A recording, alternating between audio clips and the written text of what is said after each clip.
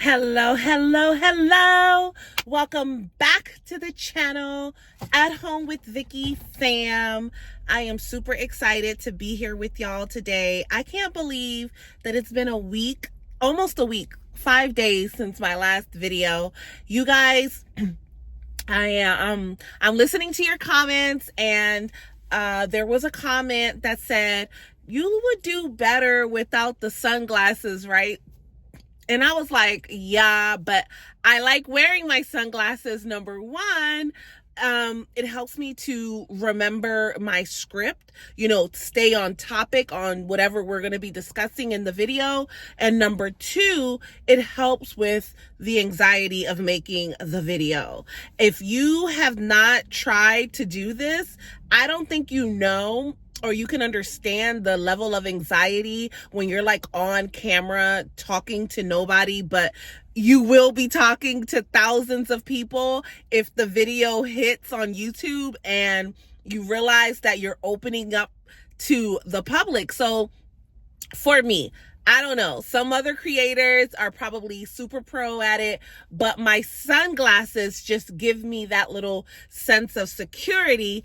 But when I told my husband what the commenter said, he was like, I agree with him. I think you should take those sunglasses off because people like connecting with the person that they're watching, and we can't see your eyes or feel your authenticity with the sunglasses. So here I am, y'all, sans sunglasses, bringing you guys this very important video.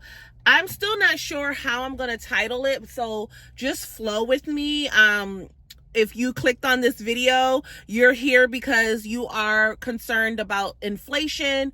You're concerned about the 25% tariffs that will be taking place. Y'all, I'm just going to jump right into it. And I believe I'm going to start with the 25% tariffs that are going to be imposed, I think tomorrow, as a matter of fact. And the reason why I am super watching this is because I'm in the market to buy a new car. I think I told you guys on my last video, I walked off the lot because I realized that the deal that they were trying to give me on the car that I was buying was just bogus. And I wasn't about to spend money on a car that I knew barely had a year worth in it. I have a budget of about $7,000. I know y'all are like, oh my God, that's not a lot of money for a car, but I don't like financing. Okay. I do not like financing my car because the older I get, the more I realize that is just throwing away money. Remember how I told you guys the theme of this channel is not to get tricked out the bag?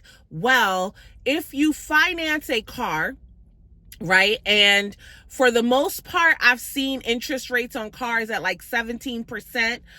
You may be able to negotiate lower, of course, if you have really good credit. I have okay credit, but I never even checked my credit because, of course, I don't want a hard hit on my credit because we are on a journey of buying a new home. So I don't even know like what interest rate they would give me on a car right now. But what I do know, because I am a realtor, is that when you purchase with interest, you end up paying sometimes double what that car is actually worth. Now, if I am buying a fairly new car, okay, financing, negotiating a fair interest rate, I'm not paying more than $600 a month on a car note. I know that there has been a trend on TikTok, social media. There are people paying like $1,000 on a car note. That's insanity, y'all. That is insanity. I can't tell you what to do, right? And statistics show that when these tariffs were announced, a lot of people jumped out there and wanted to go buy a new car because it is estimated that these new tariffs are going to add $3,000 to $12,000 more on the sticker price of that car. Another reason why you want to be very cognitive of your interest rate, your monthly payment, okay? Especially if you are in the market to buy a house. if you are trying to save up to purchase a home, my recommendation, because I know you're going to need a car, right? We want a dependable car. We don't want a car that we're going to drive off the lot and we got to go get it fixed. That's not what I'm saying. You can buy a really good car, 2019 or above. That's just my recommendation. I would not go over 40,000 miles on a used car. 50,000 would be like up there, but you want to keep the miles low, and try to negotiate $25,000 or less. Don't buy a car over $25,000, okay? And if you can pay cash, bravo. Okay, because you are going to save so much money now that we know that car dealers were already overcharging us for these cars. Okay, but now with the new tariffs, we as consumers are going to be paying anywhere from $3,000 to $12,000 more on top of what they already overcharging people, because they have to make their money back on the tariffs. And this is for foreign, new, domestic, used, all cars, because used cars in America, the statistics show that used cars still get 60% of imported parts to assemble the vehicle. So I even thought this. I was like, oh, well, I'll just buy an American car, a Ford, a Chevy, something like that, because it's made in America, right? I wouldn't pay a lot of tariffs. That may not necessarily be the case, because most of our domestic cars still import 60% of the parts from overseas. So we will be experiencing the tariff cost on all across the board, whether it's a domestic car or foreign car. So my personal recommendation is to get a car that is reliable, that is dependable. I myself am not going to pay over $20,000, but I know that might not be realistic for some people. So maybe $25,000, right? Find the best car. Go on websites like cars.com, where you could see a large inventory all across the nation, and you could like set it by the mileage depending on where you live. This is if you're in the market to buy a car. And my channel is always about real estate. How is the current economy affecting the real estate market? Because the goal here is to help future homeowners or homeowners alike to become a homeowner or to maintain the house that you already have. So with that being said, because we know when you are going to buy a house, the lender is going to be looking at your debt to income ratio, right?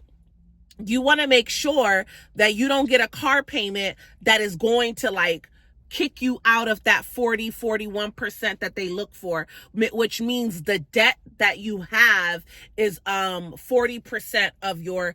They do your gross pay, but I would always say calculate your take home pay so that you have a little bit of wiggle room and you don't end up being house poor because you bought a house at the highest amount that you're pre-approved for, right? Because that amount that the lender pre-approves you for is off of your gross income, right? But your net income is what you actually take home, and that's what you actually have to work with. So we don't want a car note that is going to eat away at our take home pay, and then when you're going through the pre-approval process, the lender's like, you don't meet the debt to income qualifications. So be very, very careful about that.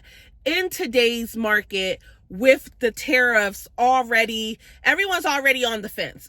Inflation has already been inflating, right? So people are strapped and they're trying to do the best that they can. And to be honest, outside of the recent jump in car sales, consumer spending is still at an all-time low. I don't know if you guys have been to Walmart or Target or any other store. Like everything, it looks like I went to a Target in Fredericksburg, Virginia, recently because it was my nephew's birthday. And like the Target, I never seen a dirty Target before, y'all. Excuse me. Listen, y'all, I decided to try this mocha cookie crumble from Starbucks. I don't like it. I should have just stuck to my matcha, but I wanted to try something different today. But I should have stuck to my matcha. Anyways, I went to this Target. I was not satisfied. I was like, I've never seen a dirty Target. Is it dirty because people are protesting Target? Like, I'm confused.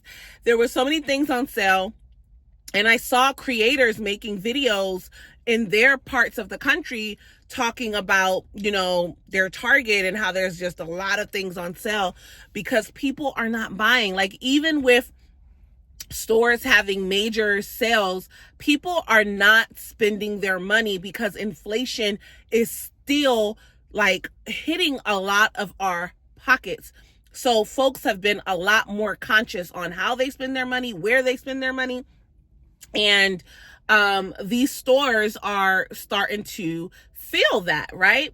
So I'm saying all of this to say that inflation is still hitting everybody. And when it comes to the housing market and how will these tariffs affect the housing market, y'all know I had to dig and get that info for y'all because I was like, how is this going to affect the housing market? Now, because this is new, there isn't a lot of data that I could get, but let me see here. It says the tariffs will likely drive up vehicle prices significantly. We already talked about that. $3,000 to $12,000 per car, depending on the model and its reliance on imported components, right? Hold on. Okay. It says here, on the flip side, not all impacts are negative for housing. Inflation from tariffs might keep interest rates higher as the Federal Reserve reacts, but recent weeks have seen mortgage rates dip slightly. A Trump administration claim as of March 2025. We have seen the interest rates come down, y'all, but they still mid-6, okay?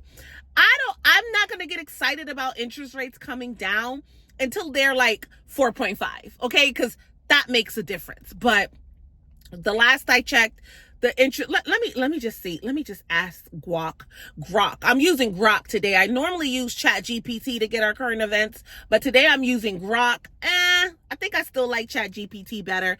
AI. What's your favorite AI tool? Leave that in the comments below. But let's ask Grok, what is the current interest rates, right? Because saying that Federal Reserves, what is the current interest rates on home loans?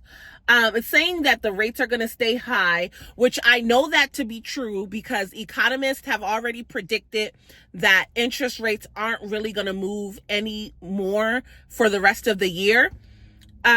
Like I told y'all, it's above mid, okay? Interest rates are hovering around 6.65 to 6.77. Freddie Mac reported a rate of 6.65 for the week ending March 27th. As of April 2nd, some lenders cite their interest rates at 6.72. Like I said, they have come down from 7%. Any amount that interest rates come down is a win, y'all, but it ain't nothing for us to be like, oh my God, the sky is falling, right? So with these new tariffs and how they affect the housing market, right? The housing market's response will also vary by region, right? Areas tied to auto manufacturing like Michigan or the Southeast, which is my side of the country. I'm on the East Coast, not all the way south, but because I service Maryland, DC, and Virginia, but everything correlates. When one side of the country is hurting, we feel it over here. We feel it nationwide, right? But we might see job losses as production slows down. Honda reported 9,000 in U.S. job cuts, okay? So on top of the federal government cutting jobs, Honda has reported 9,000 U.S. job cuts, demanding dampening local housing demand. Conversely, regions less exposed to auto supply chains might weather the storm better, okay? Nationally, existing home sales hit a record low in January of 2025, and new home sales dropped 10% from December 2024 per the U.S. Census Bureau. Census. Okay, tariffs could exuberate this and softness if affordability takes another hit. So basically, what that tells me is what we see. There are less home sales, which is why I tell y'all that if you are in the market to buy a house, regardless of what all of this negative media, it sounds like it's a gloom and doom, this is actually a good time to get a deal, right?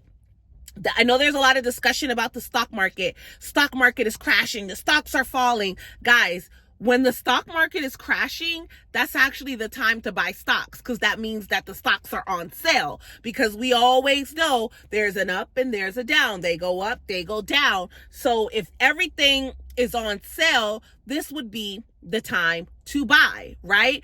Because a lot of people are like, oh, well, Vicky, I'm just going to wait for interest rates to come down lower. I'm just going to wait for prices to come down lower. If prices and interest rates haven't come down that much, why would I buy right now?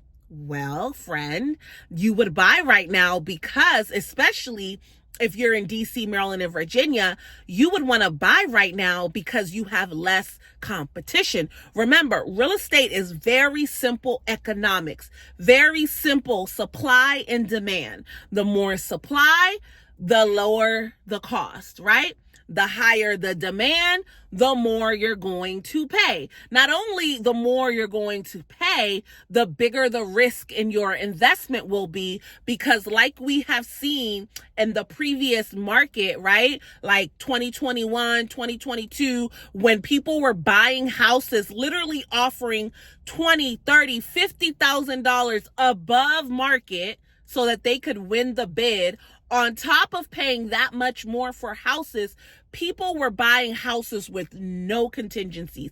They were not getting home inspections. They were waiving appraisals, okay? I never had a client waive an appraisal. If we got to a situation like that, we literally walked away from the house, because you need to know what that home is worth at the time of purchase, right? I can understand waiving a home inspection, because at the end of the day, the home inspection isn't always going to be 1,000% accurate. The home inspection is basically a home inspector coming in and giving you a breakdown on what they can find in that home, on what they see that may possibly be a problem that you will need to fix, and give you an estimate of repairs that may need to be done. But it's never 100%, right? So waiving a home inspection is way different than waiving an appraisal. But what I'm here to tell you is that the fact that that home sales are still down, the fact that people are reluctant to spend money, now we have this new beast of tariffs. Everyone is sitting back and watching, because as of today, it hasn't happened yet. The tariffs take effect tomorrow. So we're going to be watching closely to see how this really affects not only car sales, but real estate, right? Because all of this stuff is correlated, right? On top of that, we are constantly hearing about job losses, okay? Remember when I told you guys the definition of recession is job losses, large amount of job losses. I don't know how there could be economists that are not in agreement that we are in a recession, because as of today, the federal government has cut 100,000 plus jobs. That's just the federal government. I told y'all today that Honda has already reported a cut of 9,000 jobs. I don't know what other dealerships are going to have to do with these new tariffs, because if it's going to cost them more money to bring those vehicles into the United States, on top of more money to produce the vehicles, when we're talking about domestic cars, is that going to cut into their bottom line? Are they going to have to lay more people off? So we are all watching. And what I find very interesting is, even though we have these large amount of job losses and house sales are still low, because homes for sale are still low, it's almost like everything is balancing out. Because here in the DMV, you may very well still be competing with someone to buy a home, right? Because we don't have a lot of inventory. So it's actually like a good thing that there aren't a lot of buyers in the market, because we don't have a lot of houses to pick from anyway. I have noticed an uptick, okay? This time of year, you're going to start to see more and more houses come on the market, which is, again, why if you are trying to buy a house, you want to get that done this week, the week from spring break on. You know, if you have a pre-approval, get out here and look at some houses, guys, because I'm telling you, this is where you're going to get the best deal. And your home, if it's a house that you are looking to live in, this isn't a flip, this isn't something that you're trying to like rent out, you're looking for a primary residence, I'm going to tell you, with my 20 plus year of experience, to get out here and look for a house, okay? And let's just recap, because I know what I'm titling this video about, because I didn't even talk to you guys about everything else. The tariffs. If you are going to buy a car, make sure you understand your numbers. If you cannot buy the car cash, which I would recommend buying your car cash, okay? That's what I'm doing. I am sacrificing for the moment right now, hustling, helping as many buyers and sellers as I can, doing side gigs, whatever I can. And my husband has been working more hours, whatever we can, to save up more money. We went to the dealership with $7,000. We realized that's not enough to get a reliable car, right? So we're like, all right, we got to work. We got to keep saving. We got to figure out where the money is going to come from, because we will not finance a vehicle. Trust me when I tell you, if the tariffs are going to add to the price of the cars, $3,000 to $12,000 on top of what they already overcharging you, know your numbers. Don't get excited just because you get pre-approved at a dealership for financing. Their job is to get you into a car, right? They make their money off of the interest rate, okay? If you're going to finance a car and you are trying to buy a home, you want to make sure that that monthly payment on that car note is not going to take your debt to income ratio over 40%, because if it takes you over 40%, you're going to now have to make more money in order to qualify for a home. That's a personal question. Do you want to finance a car right now, or do you want to buy a house? You understand? That's a question that only you can ask yourself. But thank you guys so much. We are still on our journey. I have more videos to come for you guys. I hope that you enjoyed this chat on tariffs and what's that going to look like for the housing market.